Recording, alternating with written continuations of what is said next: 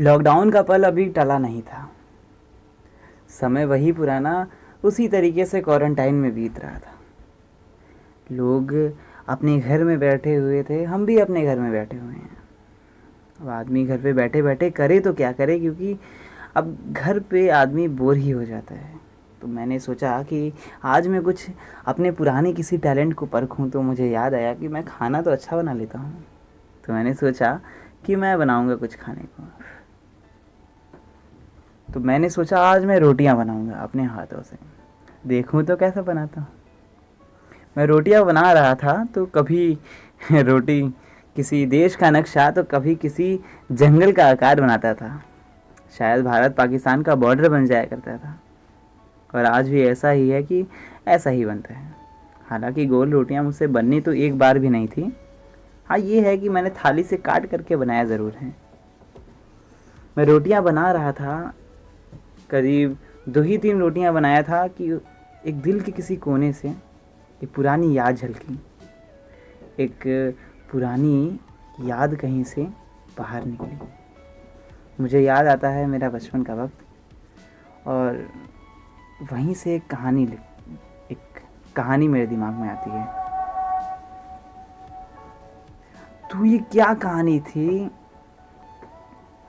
कहते हैं कि अगर आप कभी अपनी बुक शेल्फ को सही करो और आपको अपनी कोई बचपन की किताब मिल जाए, तो आप अपने सारी काम को छोड़ करके आप उस किताब को पढ़ने लग जाते हो, उन कहानियों को पढ़ने लग जाते हो कि उन कहानियाँ क्या थी जो आपने कभी बचपन में नहीं समझी थी, उनको आप समझने की कोशिश करते हो।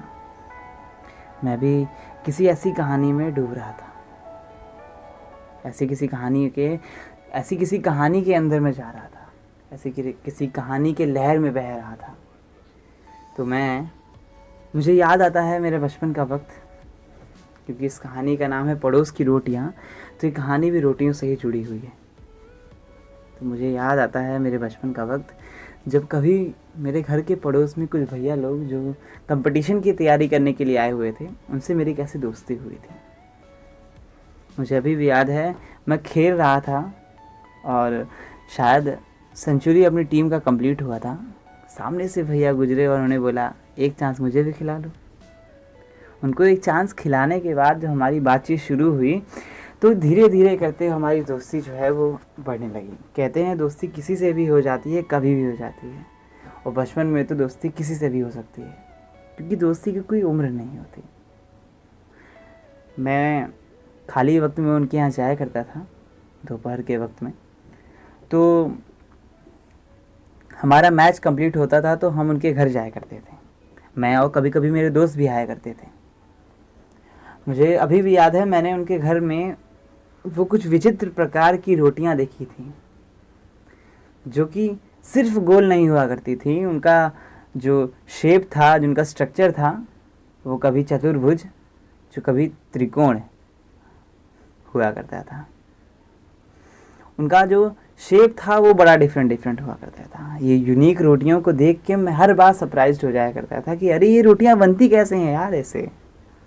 एक रोटी जो परफेक्ट गोल, मतलब एकदम बराबर गोल बनती थी, और एक रोटी जो त्रिकोण बना करती थी, और एक चतुर्भुज बना करती थी। मतलब कोई इस तरीके से रोटी को कैसे बेल सकता है? छोटा सा दिमाग, एक छोटा बच्चा इससे ज़्यादा क्या सोच सकता है? मैं अपने घर पहुंचा, मैंने आटे को निकाला और मैंने रोटियां बेलने की बहुत कोशिश की, लेकिन मेरी रोटियां कभी वैसे बन ही नहीं पाई।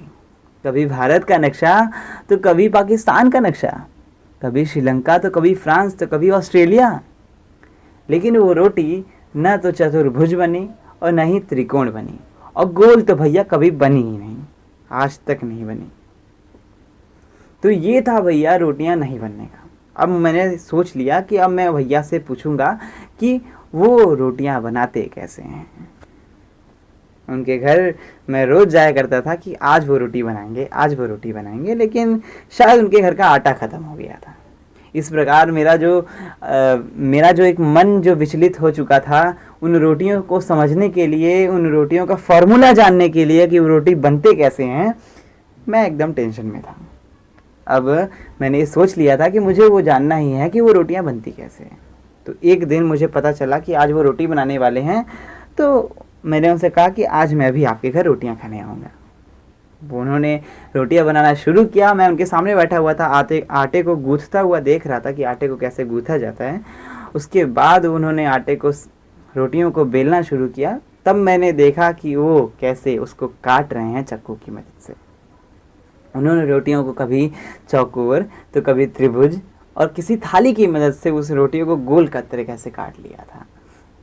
इस तरीके से रोटियां एक नए नए डिज़ाइन, एक नए नए शेप में आ रही थी, और मेरे को पास पा करके और मेरे वाह वाह करने पर वो रोटियों को और अच्छे अच्छे और कलाकारी अपनी दिखाए जा रहे थे। मैं एक तरीके से इस जादूगरी को अपनी आंखों के सामने देख रहा था। एक छोटा सा बच्चा जो कि अपनी आंखों के सामने ऐसी रोटियों को देख रहा था जो कि इतनी ज़्यादा अलग थी। कहते हैं रोटियां बड़ी अजब होती हैं, आटे की मदद से बनती हैं। अगर आटे की लोई को अगर मोटा छोड़ दिया जाए तो वो बट्टी बन जाती है, और उसी मोटी को अगर हल्का सा फैला दिया जाए तो वो लिट्टी बन जाती है, और अगर उसी को और पतला कर दिया जाए तो वो रोटी बन जाती है। अगर उस रोटी में अगर हल्का सा तेल लगा दिया गया तो वो पराठा बन जाती है। उस रोटी के अंदर अगर आलू भर दिया जाए तो वो आलू का पराठा बन जाती है। इसी तरीके से रोटियों के अलग अलग नाम हैं, और हल्का सा चेंज करने के बाद उन रोटियों का नाम बदल जाता है। रोटियों को अगर तल दिया जाए तो वो पूड़ी बन जाती है, और अगर उसी में अगर सौंफ जीरा का अगर थोड़ा सा मिक्स अगर उसमें मिल जाए और उसका टेस्ट अगर हल्का सा खट्टा हो जाए, उसके मतलब नमकीन हल्का सा हो जाए, तो वो कचौड़ी बन जाती है। तो रोटियां अपनी इस तरीके से अपने को अलग अलग चीज़ों में ढल जाती हैं रोटियां।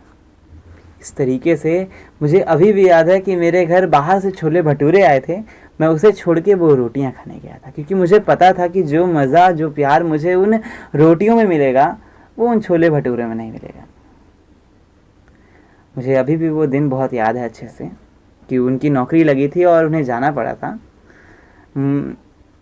वो मुझे याद करते हों ना करते हों, लेकिन उनके लिए मेरे दिल में एक जगह है, उन रोटियों के लिए मेरे दिल में जगह है। वो पड़ोस की रोटियां मुझे अभी भी याद है, वो पड़ोस की रोटियां मुझे अभी भी याद है। मैं भूल नहीं सकता उन रोटियों को, आज भी और कभी नहीं। हेलो दोस्तों, मैं हूं हर्ष मिश्रा, और ये है मेरी कहानी पड़ोस की रोटियां। कैसी लगी मुझे कमेंट करके बताइएगा, और वीडियो पसंद आए तो वीडियो को लाइक कर दीजिएगा। आप चाहें तो चैनल को सब्सक्राइब भी कर सकते हैं, और चाहें तो आप इसे शेयर कर दीजिएगा।